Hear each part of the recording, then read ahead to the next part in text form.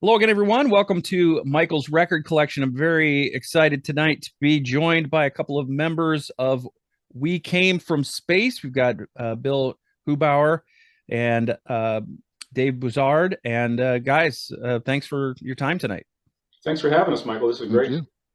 Got a new album called Overlords. I think that came out February 3rd, if memory serves. And been enjoying that. A little bit of progressive rock with some nice poppy hooks, and we're going to talk a little bit about that. But I'm going to put a question before the both of you.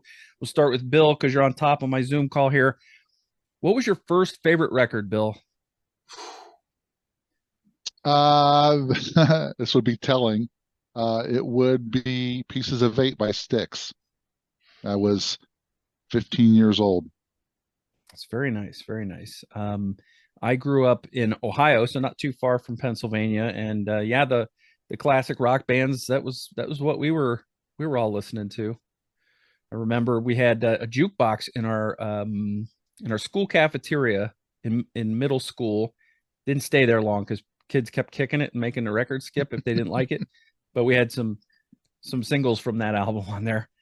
And now that we've given Dave a few moments to collect his thoughts, Dave, what was your first favorite record?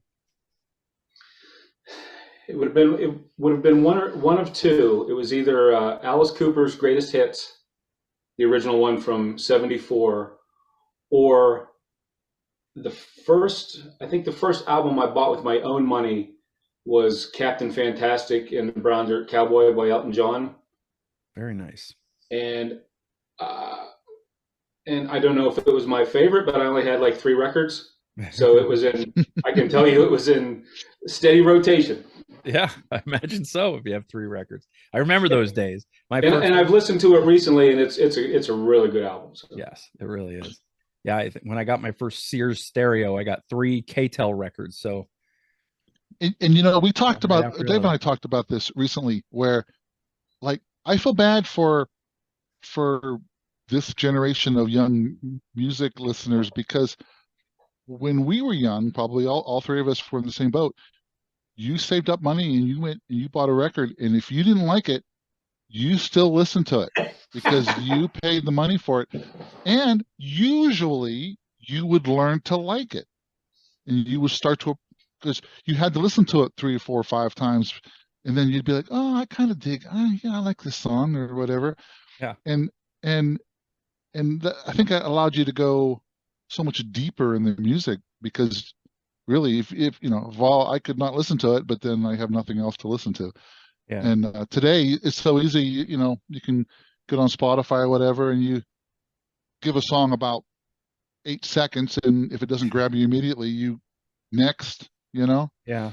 That was the other thing too. You learned to respect the album format because it wasn't so easy to skip a track. You had to Yeah, get up and move the needle and hope you didn't scratch the record and all that stuff. So you couldn't just hit a button and go to the next song. well, you could do that on an 8 track, but it wouldn't be the next song. It'd be like That's true. halfway through, you'd skip like two songs, and it'd be halfway through the third song. I remember when cassettes came in, the really fancy kids had the ones that would stop fast forwarding at the gap Auto search, between the yeah, song. Yeah, yeah. yeah, yeah. I didn't have that. I wasn't that It wasn't that wasn't very useful if you were a Pink Floyd fan, though. no, probably not.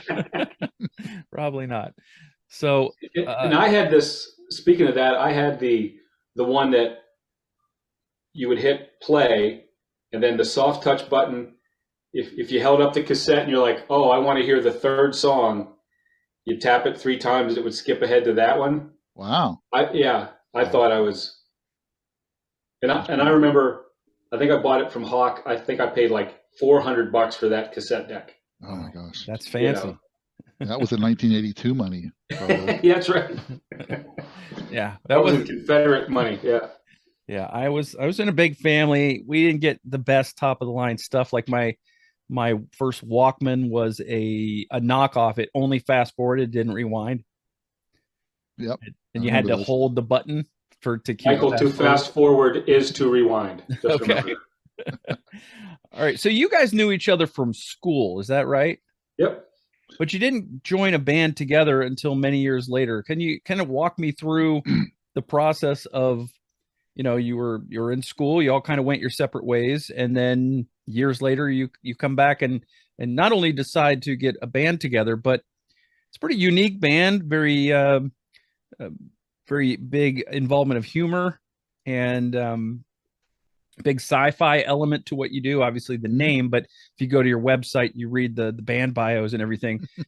Just fantastic stuff. So, kind of walk me through how we came from space. Sort of, you reconvened as a group. Well, let me tell you that it took me years and years.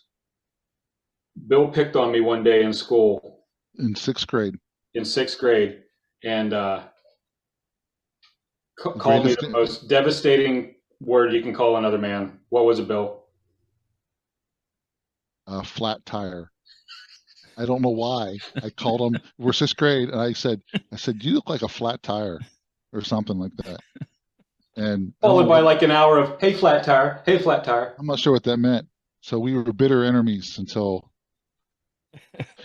honestly, I don't. So you have to understand. So I mean, sometimes I don't know if we all ever have one best friend, but in high school, Dave was my best friend in high school, and maybe I was his too. I'm not sure, but if I don't tell a story about, remember. hey, this guy from school, it was probably you. Yeah, I don't remember. I truly do not remember when we sort of reconnected. Oh, I do. Was there some moment that we were like, oh, he's cool, I'll hang out with him or whatever? I have no memory of that. I walked through, it was like eighth grade. I walked through the music room / choir room, and somebody was playing drums, and it was you. And I was like, oh, you play drums, man. You go, oh, yeah. And then I walked over to the other side of the music room, and one of our classmates had his guitar in there, that old Epiphone. And you came over and played like China Grove. And I'm like, you can play guitar? You're like, yeah, I can play a little bit. And I'm like, I just got a guitar. Will you show me some stuff? And it was like, Okay. like from that moment on, man.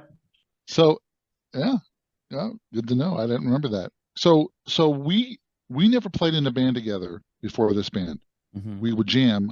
We would get together and play and make up some songs. We wrote some songs. We actually wrote together. A couple songs, yeah. Yeah.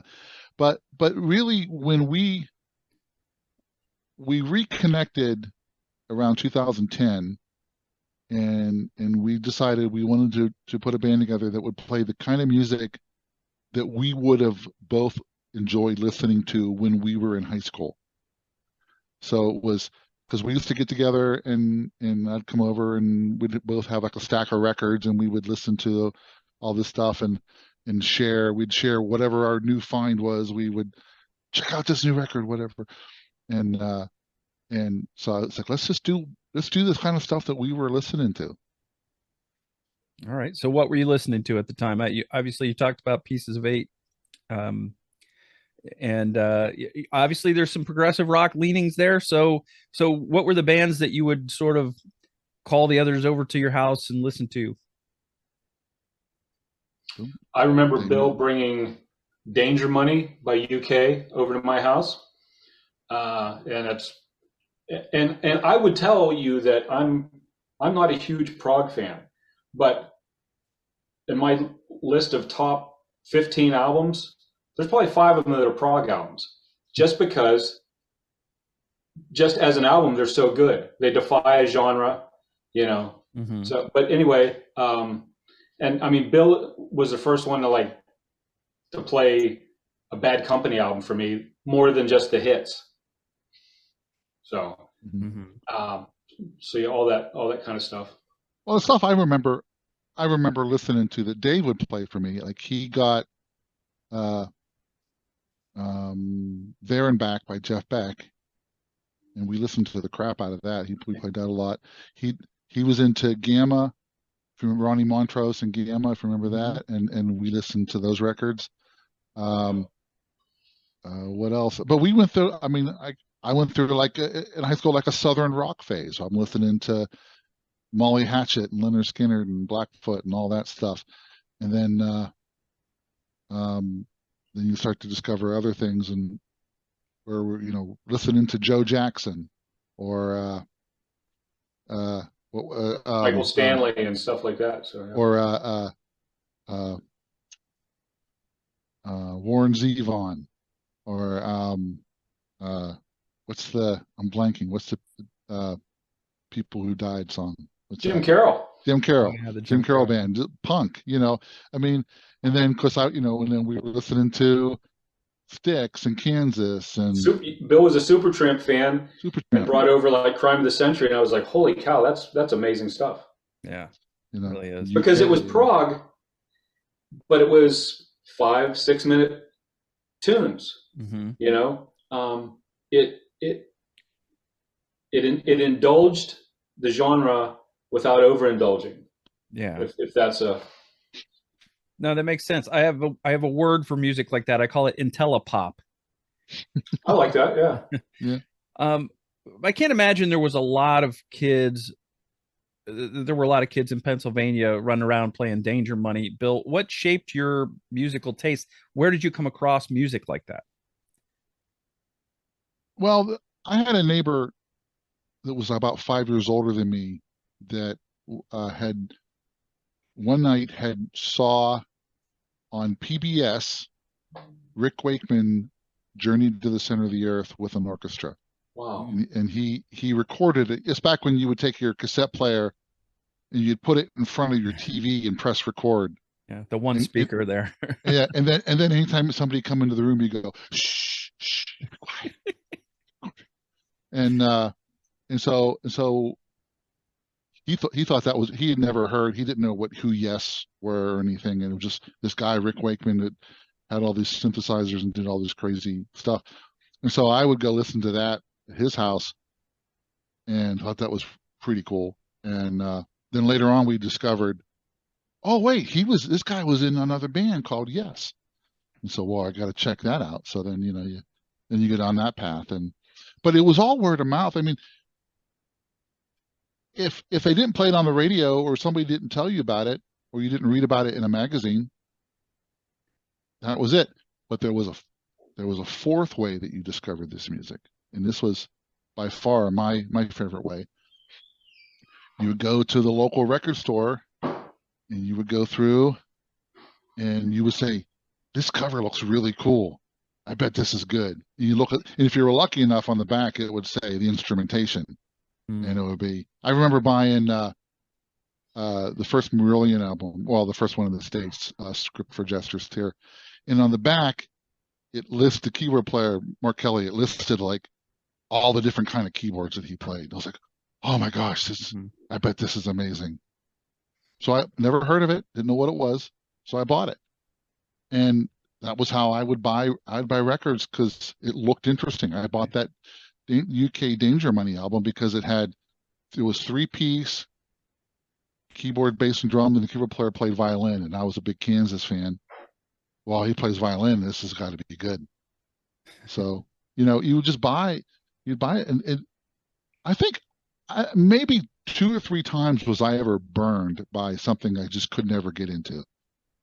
Like I said, you would, if you didn't like it right away, you would still try, but usually you end up loving all that stuff. Yeah. Well, you were definitely right about UK, and you were right about Marillion. So that's a good method. That's a good method. And now you're doing stuff like this. You're doing stuff like this with the Neal Morse Band, this giant thing. And, if you're looking at this thing on the back, you've got the song title, and then it's got like little sub songs. Sections. Going, yeah. Wow, that is cool. What is, what must that be like? But yeah. We have the internet now, so it's everybody researches everything and tries it before they buy it and all that stuff. And I think hard about, like, I'm trying to put stuff on the liner notes, because Dave, remember you'd get a record and you'd have the album cover, you put the needle on, and if you weren't looking at the album cover or reading the liner notes, you were just staring at the speakers. Yeah. In the moment. Yeah. It was like you didn't do it wasn't like you put it on in the background and you do something. Like, what are you doing? Listening to music. Well, what are you doing? No, I'm listening to music. I'm actively doing this thing. Yeah. It was exactly. Active is the exact correct word there. Yeah. And so you're looking at the liner notes, and so that stuff was super cool to us back then. And I hope that, there was that's honestly that's one of the reasons why. Well, our first couple albums were digital only, so we didn't have like an album cover with liner notes. Mm-hmm. That's why we have all that weird stuff on our website, all those weird stories, and it's just to sort of capture this sense of mystery about who are these guys, and you know what's going on, you know. Yeah. What do you guys got against lizard people anyway? They're going to be the downfall of humanity, and I just can't make it any clearer than that, man. There's just so many. There's so many lizard people. The things that you do, Bill, are very interesting and unusual.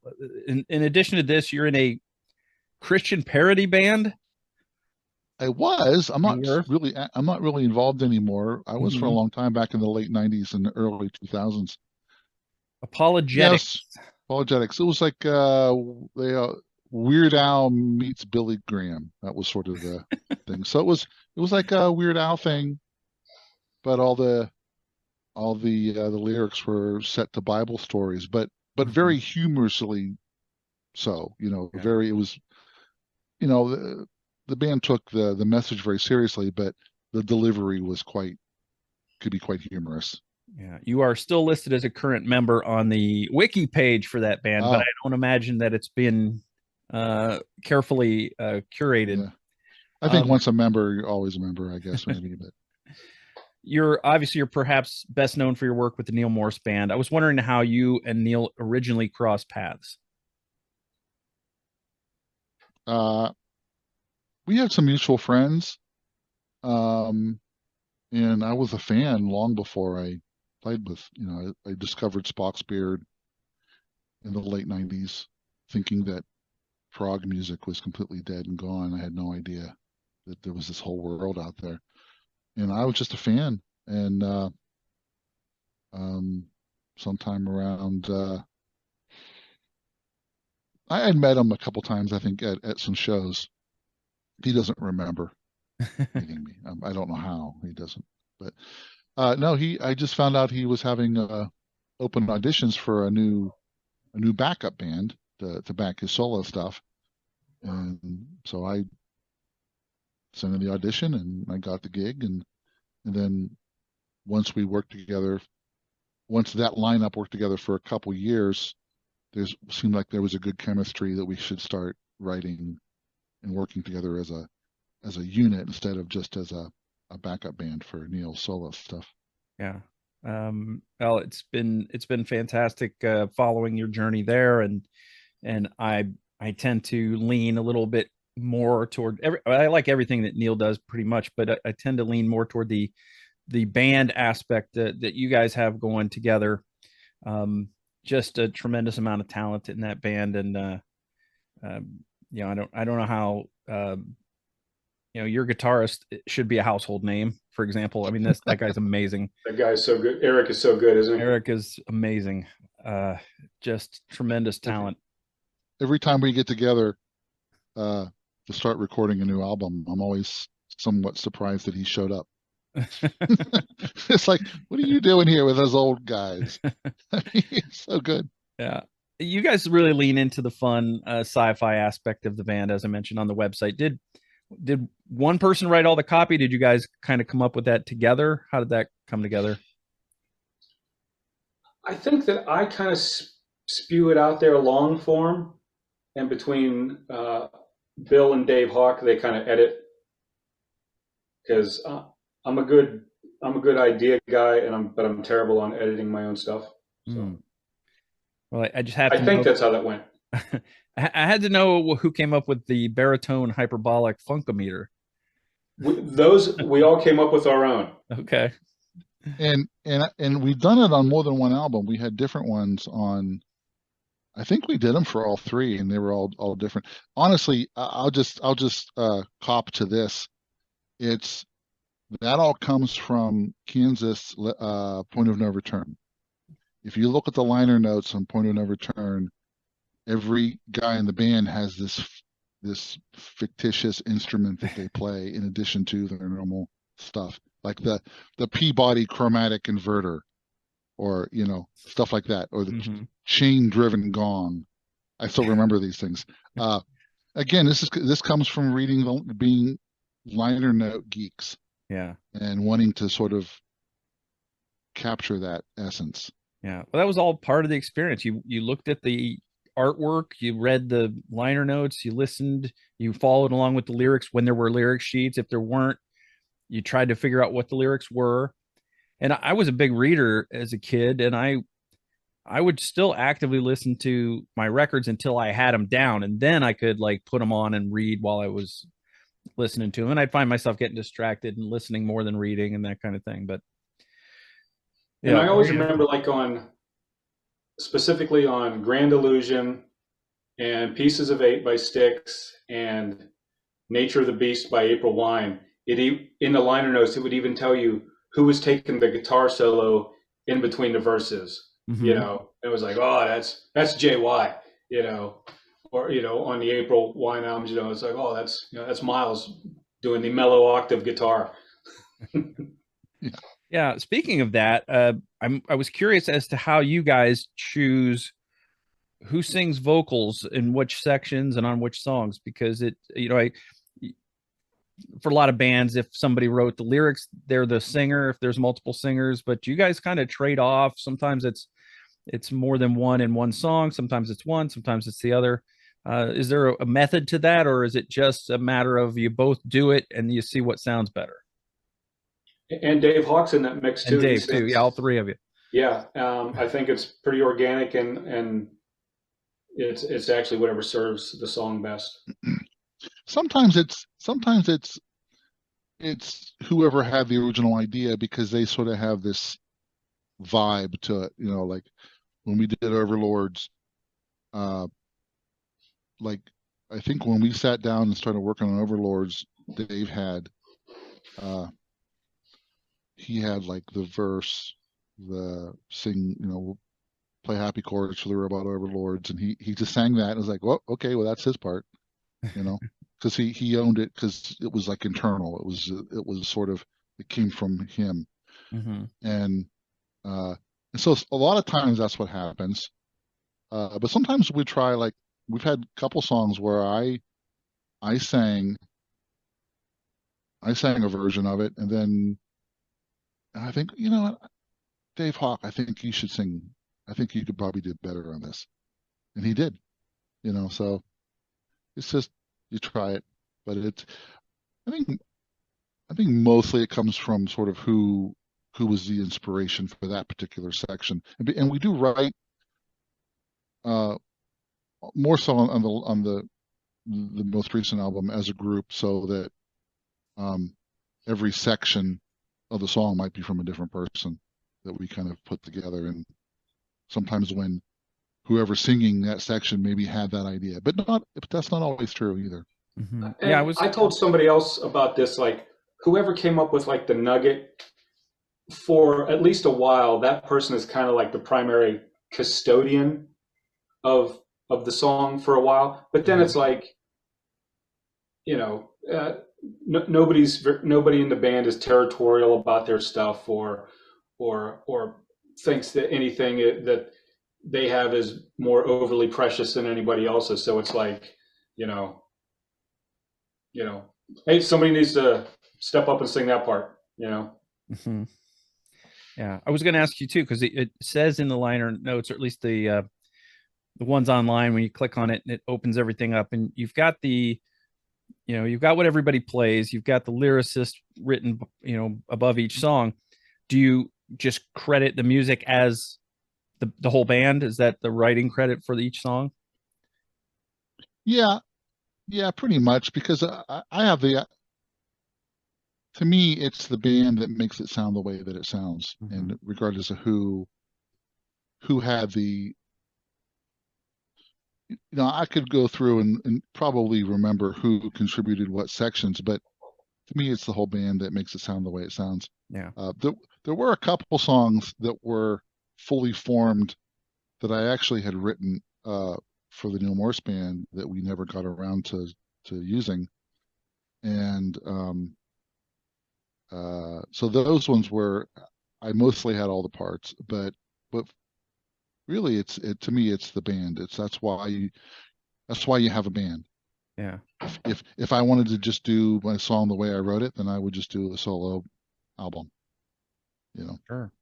Yeah, that's good. I mean, that's the way to do it, because in most bands, even if there's a primary songwriter, and that person's the guitarist, is he writing the drum parts? Maybe sometimes you use MIDI and sometimes you come up with those, but like famously, one of the discussions I like to have is that Roger Waters always talks about how he wrote everything, and then you listen to Sheep and you listen to that keyboard intro and you go, there's no way Roger wrote that. Right. But Rick doesn't get a writing credit. Mm-hmm. It's strange how some bands do it, but it's good that you're a little bit more democratic. I think, I mean, I'll be just human nature. If there was actually any money in this, we might be more territorial about this. Yeah, you're probably right. But I might, if it makes a difference on what I'm, but when streaming, there's just so little money. You're not gonna fight over the 0.3 of a cent or whatever. Right, exactly. All right. So this album, Overlords, came from, it's not a concept album, but a themed album. And the theme is forces known and unknown that watch and control our lives. Was there a discussion about this? Is it just the way it came out? Nope, we don't discuss anything like that, because then I think we would try to chase something that wasn't there. We would try to create an environment to work in, and we don't do that musically. So, but I'm always surprised. Sometimes Dave Hawk and I we'll each write lyrics, a set of lyrics for a song, and we will look at them and go, well, hell, these are very similar anyway. Go ahead. It's like, so, and that's just kind of, we do that. Nothing is intentional. Okay. So this is your second full-length album. Nope. Third full-length album? Third, yeah. It is. Okay. There's a mystery one out there. There's a mystery one out there. Okay, so I know there's the rhymes and reasons in the rhyme EP. Yep. In the middle there. You've got a couple of the songs from that on the album, on the new album. And you mentioned that you had a couple albums that are out there digitally. So, and I know that there's an explanation for that on the website as well, that this is not something that, I mean, it's very costly to print physical media, and then, as you said, crates of that stuff is going to end up in your mom's basement if you don't sell it. So this time out, though, you were able to get a CD, and that's it's sold through Radiant Records, which is Neal Morse's label, and that's I guess that's pretty handy that Bill works with Neal. Very much. I mean, honestly, we're just really tired of having to say no when people ask if we have CDs. I was like, okay, we'll make CDs. Because when we first started putting music out there, as I fully embraced the digital world, and I truly I don't buy CDs anymore. I still buy music, but I don't buy physical CDs. And I just sort of thought, I thought everybody was doing that. And I've learned that that's not true. People still buy CDs. And so, just because I wasn't that interested in the physical copies anymore, it doesn't mean other people aren't. So, but yeah, we had our first album under the name of We Came From Space came out in 2013. And that album is called How to Be Human, but it had a different lineup in the band. It was Dave Buzard and myself, and with a different rhythm section. We had that one album, and it being that half the band is different, it has a different sound, definitely, to it. But I think it's really cool. I think there's some great stuff on it. But the current band, the first album with the current lineup is While You Were Away, which came out in 2018. And most people think that's our first album, and I can understand why they think that. But I think the first album was worth a listen. how to be human. I think it's pretty cool. So is the plan just to put out a new album every 5 years then? We want to streamline it down to like 4. You know what? When While You Were Away came out and it took so long to make, okay, we're gonna knock this next album out right away, real fast. Mm-hmm. 5 years later, okay. I don't know. It's just I want to say we'll be quicker on the next one, but our track record isn't very good. Yeah. So, so you guys have you put this record together, and I was curious because it was during the, over the span of the pandemic, a lot of records got made virtually, flying parts back and forth digitally. Were you guys able to get in a room for this, or did you have to do it the digital way? Nope, we were able to get together. A lot of the drum tracks were done pre-COVID, so that helped.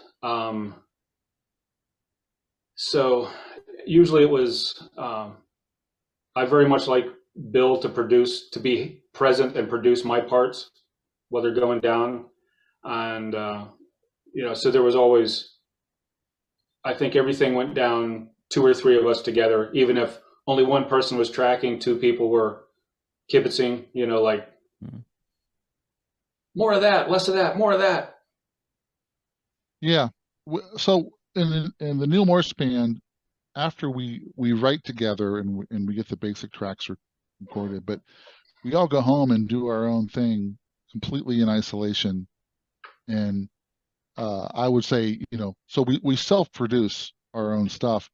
And I would say that, like, Neal is sort of, executive producer. So sometimes he'll suggest something different, or, but you're really working by yourself. And there are advantages to that, but I don't like it as much as working together with other people. And so we really try to at least have 2 of us in the room together when anybody was doing anything.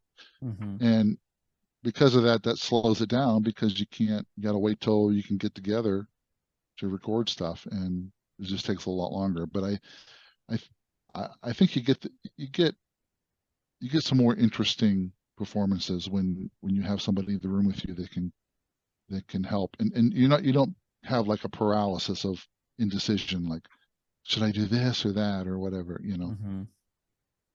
Yeah, you guys were able to do some shows. I was talking to Bill before we started recording. Do some shows with the Winery Dogs as opening act, and those styles are pretty different. What kind of response were you guys able to get from the crowd? Opening up for a band that's more of like a bluesy power trio type.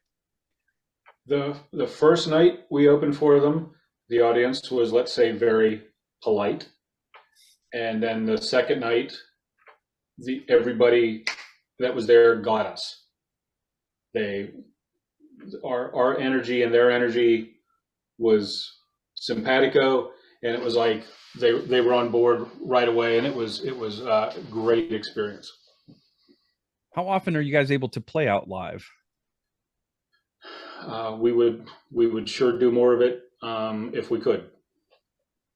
We're not really in a situation yet to do any kind of touring. Mm-hmm. So we're trying to stick to regional shows, and we don't really want to play clubs too much. We're looking, and since we're not quite ready to do headline shows, so that limits us to supporting act shows. Mm-hmm. We're working on putting together some things. So really, I mean, this lineup, this was, well, if you count the Deutschtown show we did, but this is probably we've done 4 shows with this lineup. Wow. In November, we got to open for Crack the Sky, which was a great pairing of styles. Yeah. Very, very similar in terms of both bands that embrace humor in the lyrics, and sardonic, kind of humor, and a little bit poppy, but more complex than regular pop, and with some nice instrumental parts and stuff. So yeah, that is a great pairing. Yeah, cool. Thanks. I don't know what the Pennsylvania scene is like in terms of festivals, but have you been sort of throwing your name in the hat out for some of these prog festivals or that are Well, we're regional? planning to. They book pretty far out. Hmm. So I mean, I think if we really focused on that, I don't think, probably would be 9 months until anything really happens. Hmm. But that's what we want to do. We definitely want to do that. We're trying to create, uh, a lot of buzz, if you will. Uh, um, you can see from my headset that I'm also an air traffic controller here. So I tell all the planes when they're landing, check out, we came from space. And There you go. Well, you do sing about landing gear right off the bat. yeah, exactly.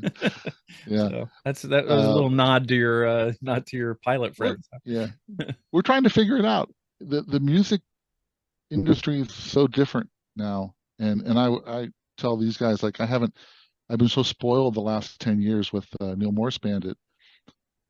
I haven't had to like figure out how to do this. How do you do these kind of shows? How do even um, get in front of an unfamiliar audience? I'm used to playing for an audience that already knows all our music and already loves us.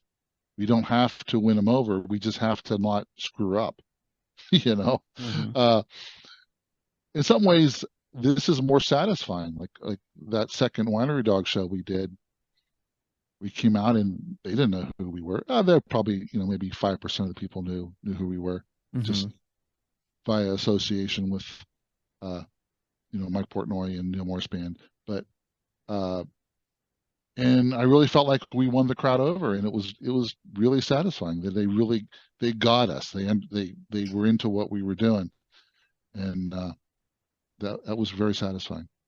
And ultimately, if you really believe in what you're doing, you got a good, good songs, you're going to win over a crowd that wants to go out and have a good time. And you guys do have good songs. These are all very, um, melodic, and there are many sides to progressive rock, and some of it is very weird and out there and hard to get into. And you mentioned, taking something home that you bought at the record store and maybe needing to, really kind of play it over and over before you get it. But that's not you guys. You get it right away.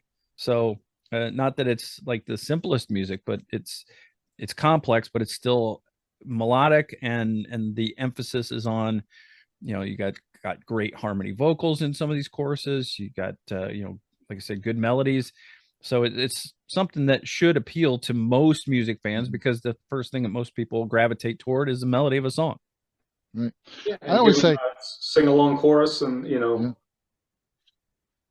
I always felt like as I'm a pretty avid reader, and I tend to more into sci-fi and fantasy kind of genres. But uh, I gotta think, I'm not a writer, but I gotta think it's way harder to write a great short story than it is to write a novel.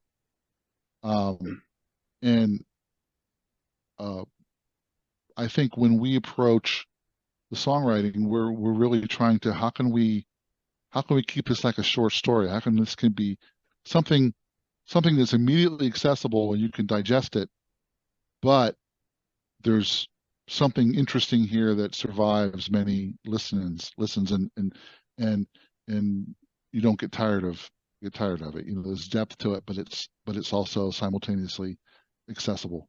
Mm-hmm. So let's talk a little bit about the lineup. Bill Hubauer on keyboards, guitar, lead and backing vocals.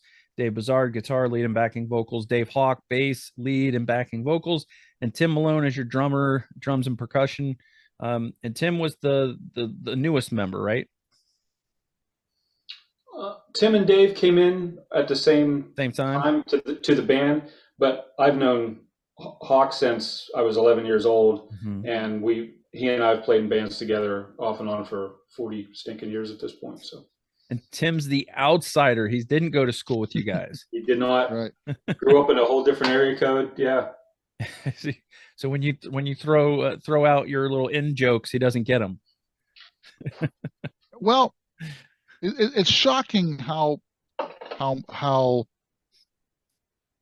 I'm always amazed, like when I listen to Dave and Tim talk about bands, like how much you guys all know the same. Like they're always talking about stuff that I never even heard of. Like, hey, did you ever hear that? Oh yeah, I love that. That was great. You know, like they just seem to know all this really cool stuff. Like it's almost like they have this connection of this history of shared music that I've never even been a part of. Do they tease you at all about your involvement with with Neal's band and your big shot traveling the world, going to play in Europe and that kind of thing? Do you tease me, Dave? Not to your face. Not to my face. Yeah. We we respect you too much to do that to your face, Bill. Yeah.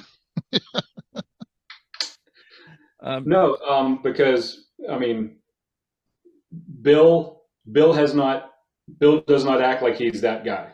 Mm.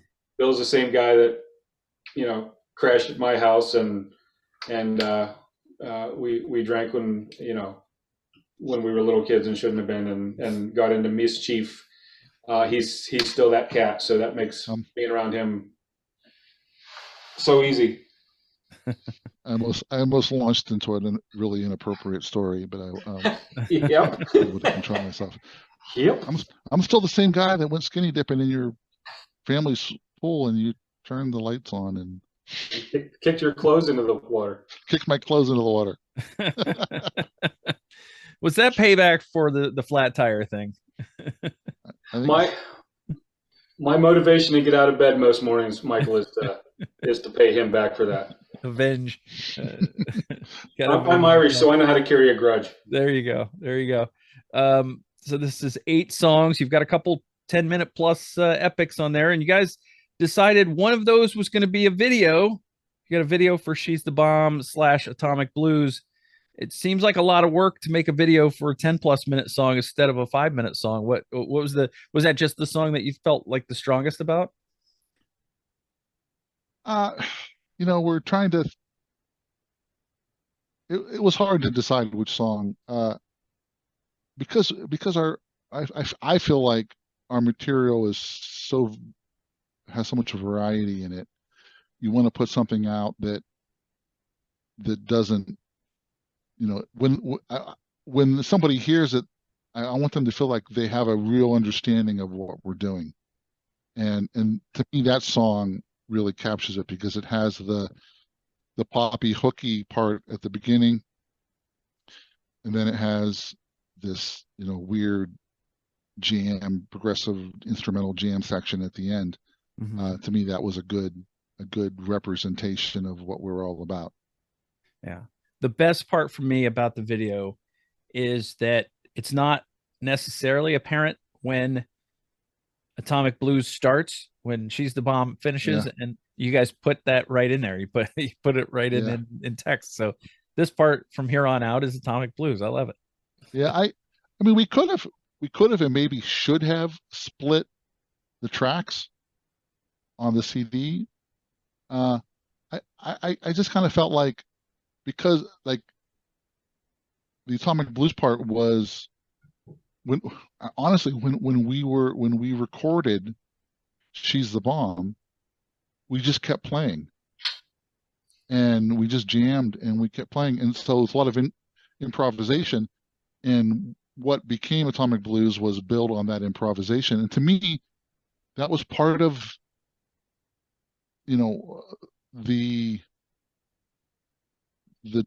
origin of both songs was the same moment. It was like we recorded this thing, so it seemed to me like they should be together, and even though they sound like 2 separate songs. Yeah.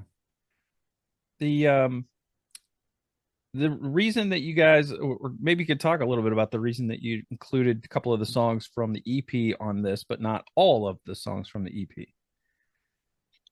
Well, we were trying to keep the length of the album down. This is something that I'm very passionate about.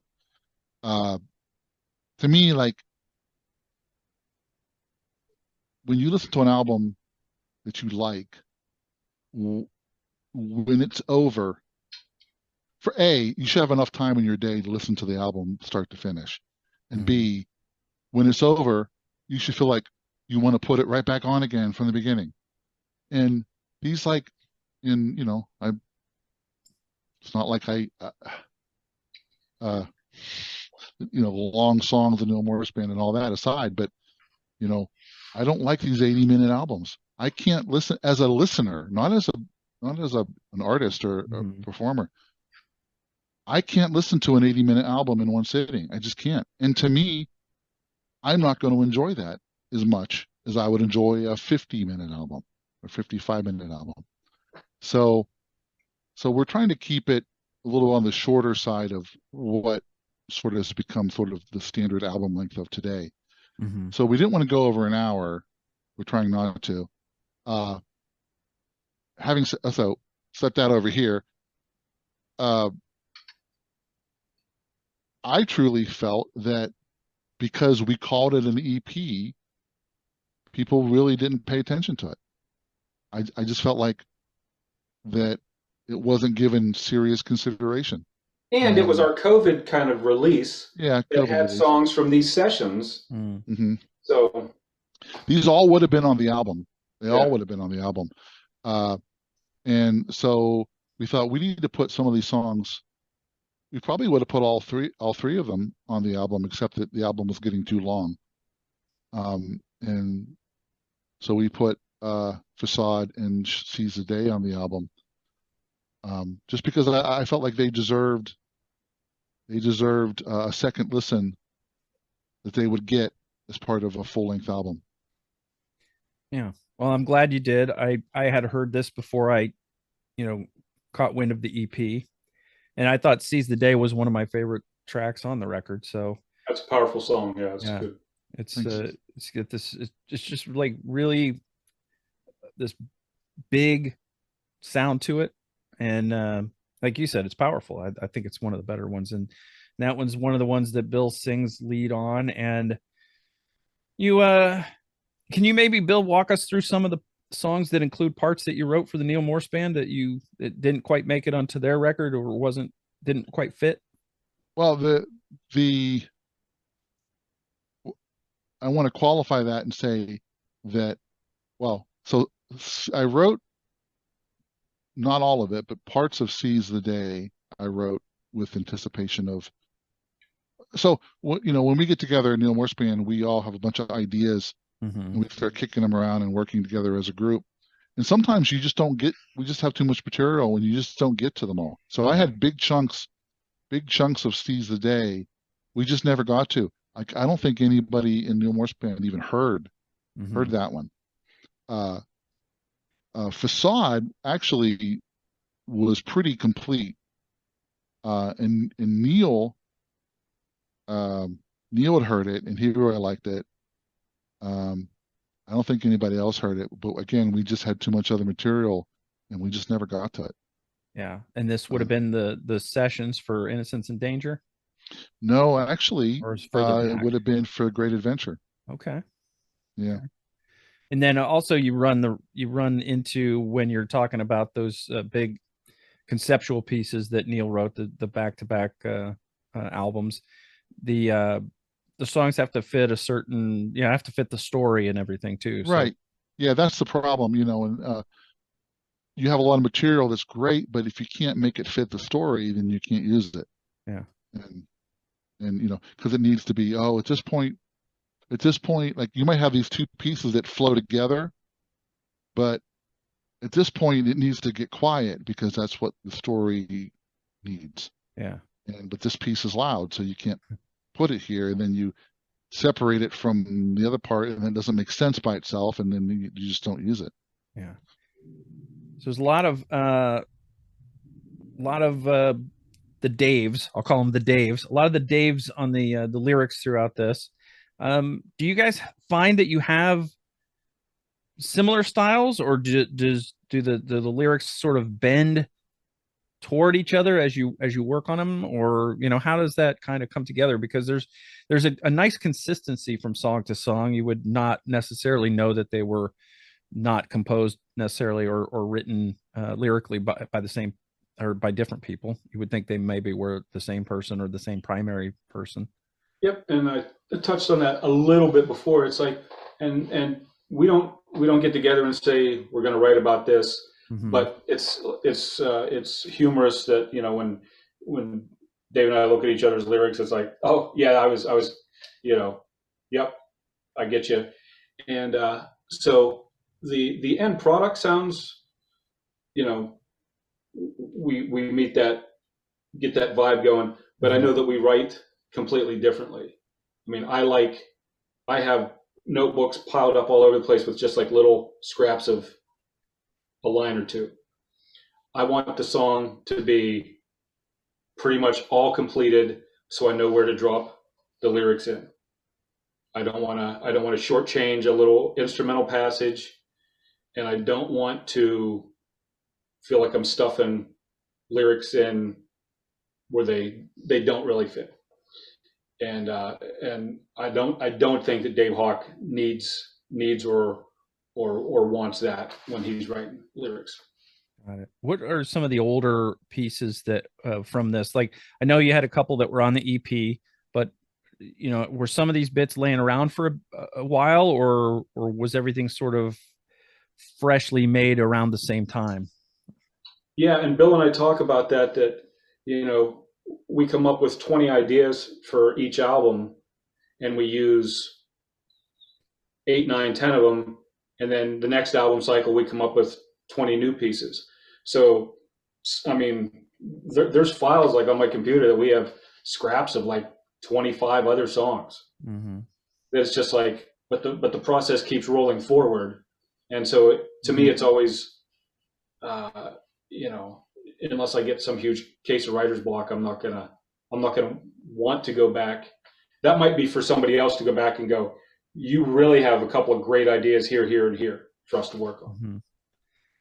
So when a song for you guys reaches 10 plus minutes, did that song grow to 10 minutes, or was it longer and was cut down to 10, 11 minutes? Or are these just the lengths that you end up with? I mean, there's no trimming and there's no adding. That's how it came out. That's just how it comes out. Yeah. And if it grew there on its own. It wasn't like, let's try to get this mother to 10 minutes. Yeah, right. You know? But because, you know, for me, those feel short. Yeah, I was going to ask you. That's half a song. Yeah, that's a jingle for Bill. That's a great segue, because one of my Patreon supporters had me ask Mike Portnoy, how do you keep from losing your place in one of these 30-minute epics, or album sides, when you guys do full album sides before, you know, you take a break and, you know, have a little banter with the crowd and that kind of thing. And I was going to ask you the same question, Bill. How do you kind of keep your place and keep from, you know, wandering off? It's the structure, you know. It's not a 30-minute song. It's 6 5-minute songs. Okay. So people say, how do you remember a 30-minute song? I say, well, how do you remember 6 5-minute songs? And, you know, there's the only thing that gets hard is when you have, because when you have these long songs, you have themes that reprise in different ways. But as long as they're very different, you can keep them separate. A lot of when we don't do it so much in Neal Morse Band, but when the Neal Morse Band plays Neal's solo stuff, there are a lot of slow themes that kind of all sound similar, but are in different keys, and you can never remember, does it go to this key or does it go to that key, or is it the one with this one variation where this one time is a different chord than the other times, or, you know, that's where it gets hard. But if every section is different enough, then it's just like different songs, and it's not any harder to remember. Yeah, that makes sense. A bunch of short songs. Yeah, that's kind of the thing that I thought too when I read the question to Mike. It's there are a lot of these overtures, and then the thing that you play in the overture comes back in a later song, and then it takes a different twist. And is there ever a time where you're like, oh, that's not the twist that was supposed to take? You know, I'm supposed to do that later. That has happened, but like I said, I've definitely had that happen to me with some of Neal's solo stuff, but not so much in the stuff that I've written with him. Yeah. And and I don't think our songs, We Came from Space, 10 minutes to me isn't that long. Mm. I like the songs to be as short as they can be and still achieve the same effect. Mm-hmm. You know, and you do it. The trick is to do it so it doesn't sound like you're shortchanging anybody. If you go back and listen to, you know, not to be that guy, but the Beatles, you take any Beatles song, 1 minute 30, you're already to like the last chorus, and it doesn't sound like it went by really fast. It sounds like a whole lot of stuff happened. Mm-hmm. It's not, you know, it's just that they, you know, they get, you know, the downbeat of the song, the chorus starts immediately. There's no intro, or if there's an intro, it's like 3 seconds long. And there's a lot of stuff that happens, but somehow they made it really short, but it didn't feel really short. It just felt like, wow, there was a lot of cool stuff that just happened.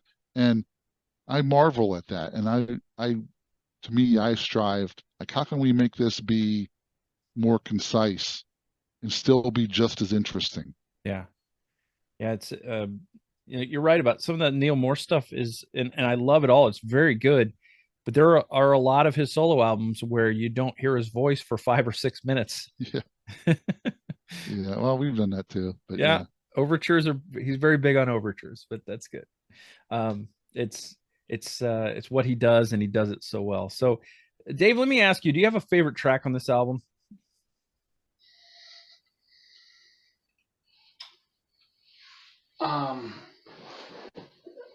It's like a current favorite track because it'll go through all of the, you know, all of them. And I'm blanking on the title. On the radio. Bill and I do this all the time. On the radio? On the radio, yep. Okay. What is it about that one that kind of sticks out for you, at least for the moment? For the moment, it has a lot of like, you know, 1979 FM radio. Mm.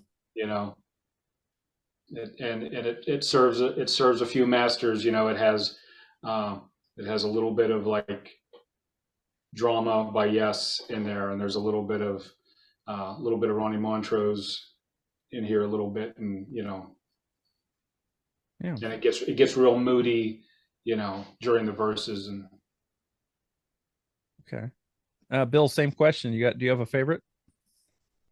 It changes. I think, you know, there's songs that you're very pleased with the way they came out. Like certainly Seize the Day is one of those.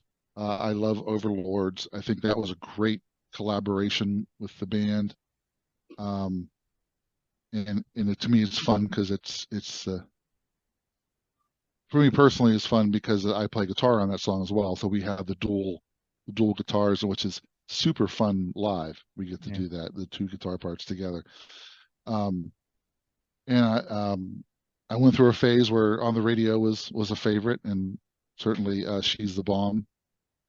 I went through a couple of weeks where I couldn't get Reputation out of my head. So now that's the one. You have a guest vocalist on that one. Tell me about Michelle McElhenney. Yep, our friend Michelle McElhenney. She's part of our musical scene up around Brookville, PA, which is near Bill. And when Dave Hawk and I were in a band called Ask a Stranger, we needed background vocal help. And her and a woman named Julie Finland stepped in and were background singers. And we've always kept in touch with Michelle, and she's always been a pal. So we knew we wanted that kind of voice on there. Okay. Dave, do you have plans for another video, or I guess they don't call them singles anymore, but another track that you want to release? Yeah, I mean, I hope so. I would really like to do like On the Radio or Overlords, because that song is just so cool. I mean, we've been opening our sets with it live, and it has the power, but then it lets you know right away. You know, comes off that big instrumental, and then it lets you know, oh, there's a little bit of sarcasm here, and and we're going to get, we're going to rock and roll a little bit too. Yeah. So The shows that you did with Winery Dogs, how many of these songs were you able to do live? I can give you the whole set list because it'll end with a different song that's All right. that's not on an album yet.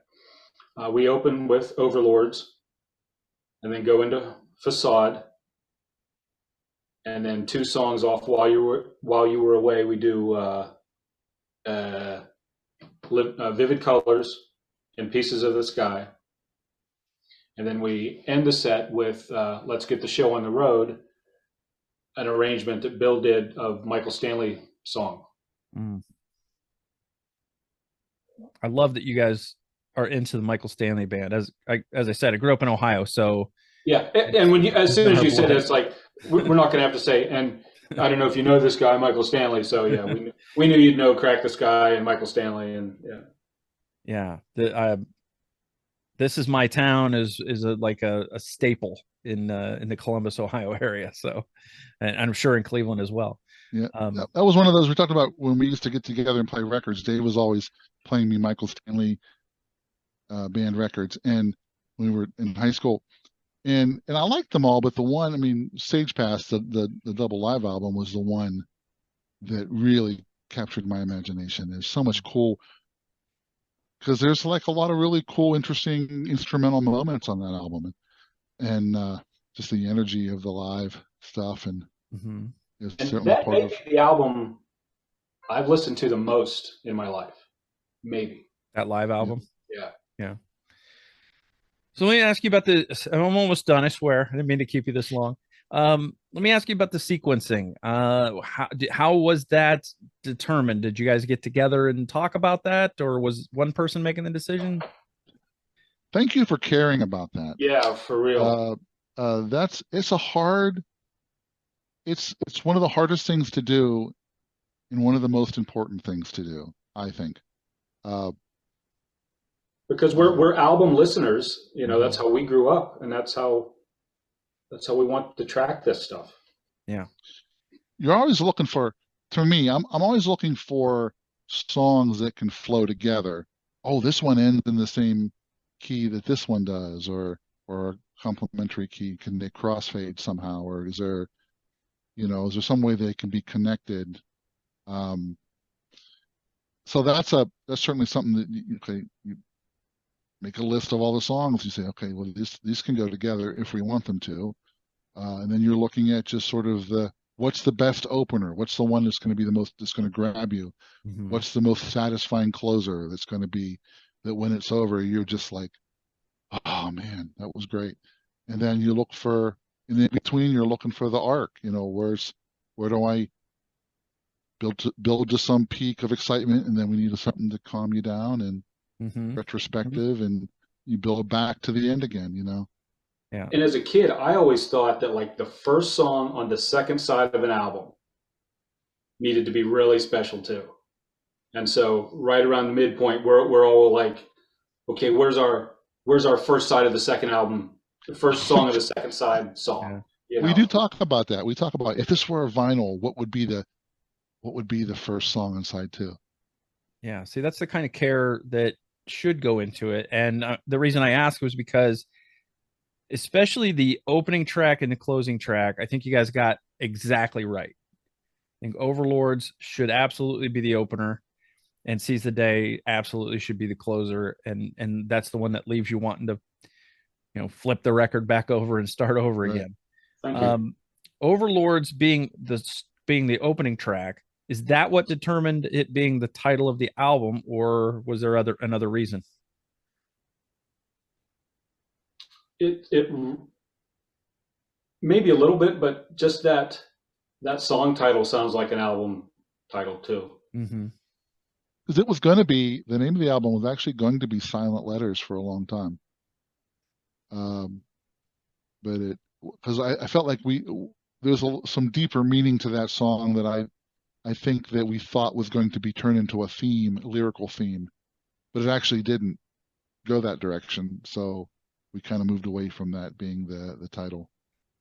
Yeah. I think Overlords also was the right choice there because I think it speaks to the personality of the band. Okay. It's got Well, the song certainly does. The lyrically, just sort of there's some hidden meaning in that song. We'll just say that. uh, when I think of the name of the band, We Came from Space, and the name Overlords, those seem yeah, very symbiotic, you know. it seemed natural. Yeah, it Yeah. definitely seemed. And it's not that like the whole sci-fi thing. It's just a fun. It's just a fun thing. Like it gives us Licensed to. more room. Yeah, more room to like explore different things and be a little bit tongue in cheek. You know, especially when you like we spent a lot of time. We spent so many hours exploring the idea of like a 50s sci-fi movie. That sort of that 50s sci B movie, the Blob or whatever, some kind of Drive-in stuff, yeah. driving stuff. And that didn't quite pan out, but that, you know, because of the name of the band and it gives us that flexibility, we can do that kind of stuff. Yeah. So the album Overlords, 8 tracks from We Came from Space. When somebody buys this album, maybe they buy the CD from Radiant Records and they put it on, they listen to it all the way through. And you guys can answer this in taking turns, or you can combine, or whatever. Somebody can take the lead on it. But what do you hope that the listener takes away from the experience of listening to this record? Want them to have fun with the album and get as deep or as superficial as you want with it, and enjoy it on whatever level. That's for me, I just want them and to have a song or two that sticks with you when you're done. Yeah. Yeah. I'd be happy to hear somebody saying that when it was over, when the album ended, they pressed play again and started it over. Like that's the thing is I want. I mean, honestly, that's what I look for in an album as a music listener, when I buy an album, I want it to be one that when it's over, I can just press play again and I'm just as satisfied the second time around, or maybe even more so. Just fun. Let's enjoy music and have some fun with it. And there's a few more serious moments on the album, more contemplative moments. But it's trying to capture again, I think every generation thinks they own their music and that nobody ever felt the way that they felt about their music, right? But I think, so for me, I felt a certain way about music when I first got into it when I was young. And I just want everybody to feel that way when they hear our music. Yeah, because I think music was wide open when we were kids, and rock radio, they would play Nitty Gritty Dirt Band followed by Yes, followed by Aerosmith, and it was just all part of the listening experience. Mm-hmm. Yeah, that was one of the best things about growing up at that time is the nighttime FM DJs. You had no idea what they were going to play. No idea. Yep. It wasn't going to necessarily, you might not hear a single all night. You might just hear deep tracks all night, or album sides, or the whole thing, or whatever they felt like doing. Mm-hmm. Yeah. Hey, you never told us, what was your first favorite album? Well, my first favorite record was very different from both of yours. I fell in love with a band in the 70s known as Kiss. Yeah. And my first favorite record, because I grew up in the Midwest, was Kiss Alive. And I think you were required by law to own that album in the Midwest. Do you have it, Bill? No. Because, even I ended up with it. It was like, and I tell everybody, people love Alan Holdsworth and Steve Vai and Jeff Beck. Ace Frehley inspired more people to play guitar than all of those guys together. Yeah, the idea of having a guy who could play a guitar solo that you could sing or hum along with is it's almost lost. Yeah. Yeah. It Brian May's the master of that, in my opinion. yeah, He it almost whistled got along with lost his solo. around the time Eddie Van Halen became popular. It almost kind of it didn't disappear completely, but I think everybody started to do a different thing and try to be fast and tap and shred and all that stuff. Yep. And So, some of I mean, like some of those guys like Eddie, they got that completely right. And then other guys just sound like a fax machine, with all the soul and personality of a fax machine, yeah, the old dial-up internet sound. There you go. Yeah, dial-up modem. You I can call get this number America Online. yeah, yeah, exactly. You can get Overlords digitally on wecamefromspace.bandcamp.com. You can get physical copies from the Radiant Records site. You go to nealmorse.com/shop, pick it up there. And you get a download with that as well. And, there you go, free download. So if you buy the physical, you get the download anyway. You don't have to rip it since nobody has CD players in their laptops anymore. Here's the CD. Now, who did the artwork? We came up with some of the ideas, and then the super talented Joel Barrios. Okay. Joel has done a lot of work with Neal Morse Band too as well. A lot of our live albums he's done. And there's another weird story. frivolous story in the middle there. Frivolous story. And we also have got some merch. Some merch, yes. That was next too. Go to wecamefromspace.net. You can learn more about the band there and read the liner notes to all the records, which is really cool. I like that feature. Here you go. For people who only think we have 2 albums out. There it is. I always forget we do have actual physical. We have a small number of physical copies of our first album that nobody knows about. That's amazing. If I can find them. Bill says they're at his house, and this is the only one I have. So dig them out of the basement. Yep. And get those out there. You can you can follow Bill on Instagram and Twitter at BHUBAUER. B Hubauer is your Twitter and Instagram. Dave, are you active on social as well? Yeah, I have a Twitter account. I wouldn't know what, I think it's like Dave Plays Guitar or something like that. I think.